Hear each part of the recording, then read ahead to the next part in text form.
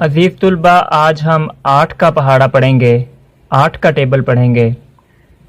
8 1 8, 8 2 16, 8 3 24, 8 4 32, 8 5 40, 8 6 48, 8 7 56, 8 8 64, 8 9 72, 8 10 80।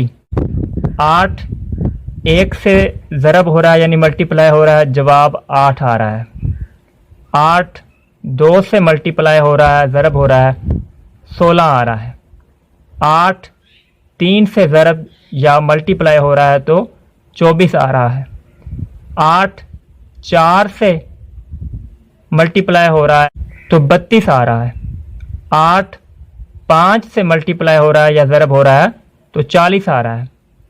8 6 से मल्टीप्लाई हो रहा है या ज़रब हो रहा है तो 48 आ रहा है। 8 7 से मल्टीप्लाई या ज़रब हो रहा है 56 आ रहा है। 8 8 से ज़रब खा रहा है या ज़रब हो रहा है या मल्टीप्लाई हो रहा है तो 64 आ रहा है।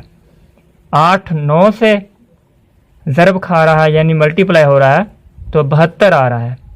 8 10 से ज़रब खा रहा है या मल्टीप्लाई हो रहा है तो जवाब या रिज़ल्ट में 80 आ रहा है यानी 80 आ रहा है।